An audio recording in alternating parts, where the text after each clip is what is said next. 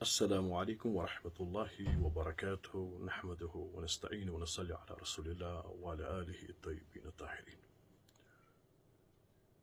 میرا اس وقت آپ کے سامنے آنے کا مقصد ہمارے قائد صدر محترم مولانا عمران رضا انصاری صاحب کا پیغام آپ تک پہنچانا ہے. چونکہ مولانا صاحب اس وقت وادی کشمیر میں موجود نہیں ہیں، وہ آؤٹ آف اسٹیشن ہیں، تو اس لیے مجھ حقیر کو یہ فرصت دی گئی کہ میں ان کا پیغام اور ان کی بات آپ تک پہنچا دوں. جس طرح سب کو معلوم ہے کہ وادی کشمیر میں پچھلے دنوں جو واقعات رونما ہوئے، ایک نفرت اور شرارت کی لہر سعی کی گئی کہ سماج کو، سوسائٹی کو کس طرح سے ہم پراگندہ کریں، کس طرح سے ہم شیعہ اور سنی کی آگ میں پورے وادی کشمیر کو ہم لپیٹ لیں. مگر الحمدللہ رب العالمین، میں داد دیتا ہوں کشمیر پولیس کے سینئر سپرنٹینڈنٹ جناب امتیاز صاحب کو کہ انہوں نے بروقت کارروائی کی اور ایسے افراد کو اریسٹ کیا اور حالات جو تھے انہیں قابو میں کر لیا. اور سب کو معلوم ہے کہ اس دوران جموں کشمیر شیعہ ایسوسیشن نے جو کوپریشن یا تعاون پولیس کے ساتھ کیا، یا باقی جو law and order making agencies تھے، ان کے ساتھ ہم نے سچویشن کو قابو کرنے میں اہم کردار و رول ادا کیا. اور باقی بھی جتنے بھی مسالک اور مذاہب ہیں یہاں پہ، ان کے ساتھ بھی ہم نے کمیونیکیٹ کر کے حالات کو قابو کرنے میں مدد کی.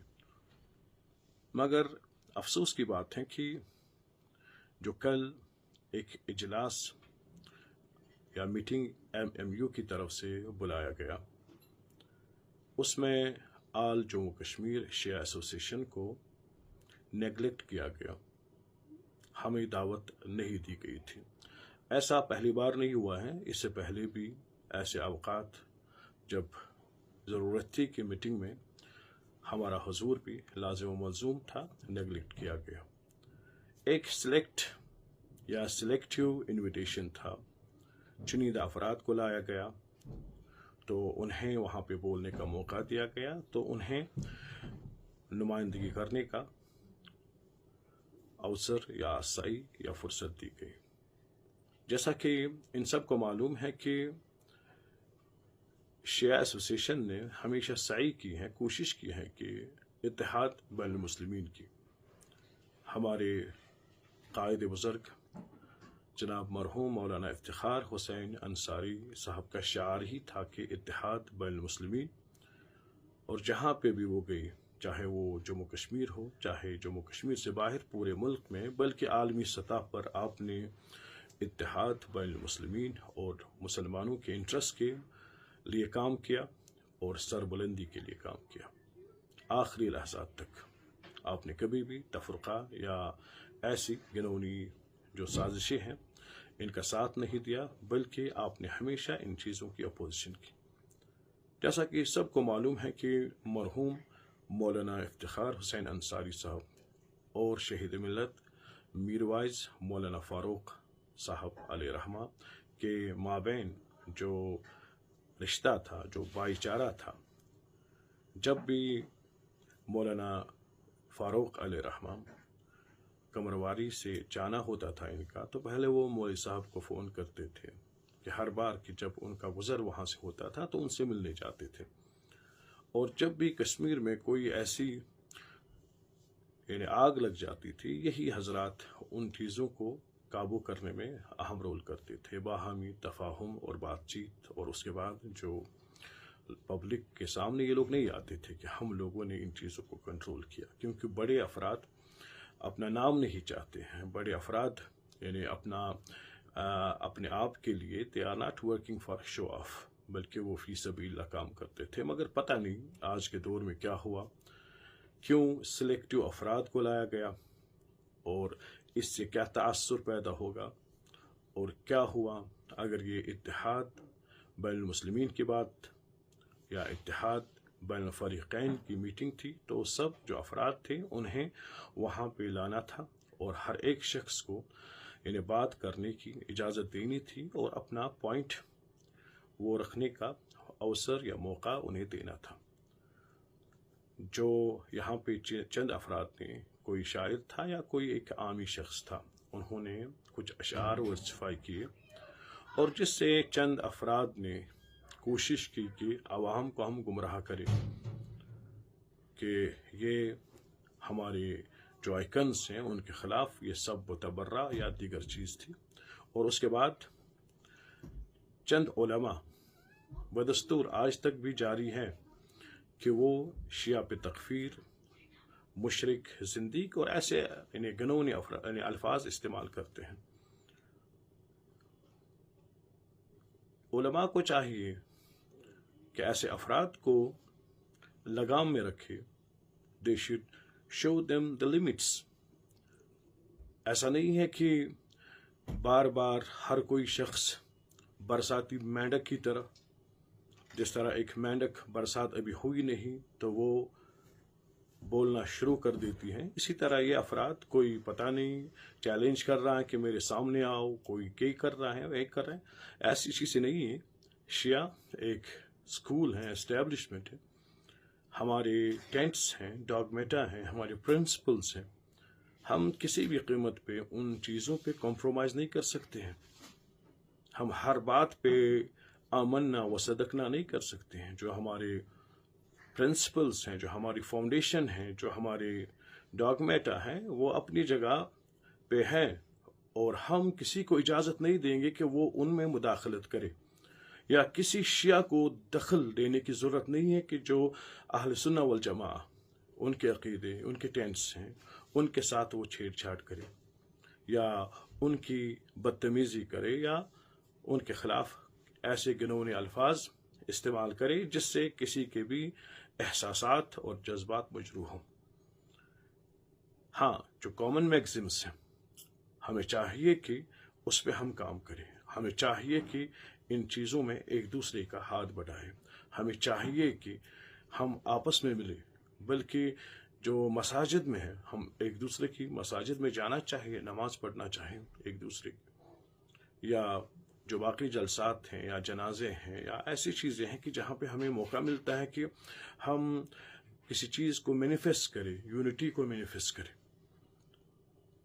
ऐसा ज़रूरी है कि despite of having diversity we should show the unity.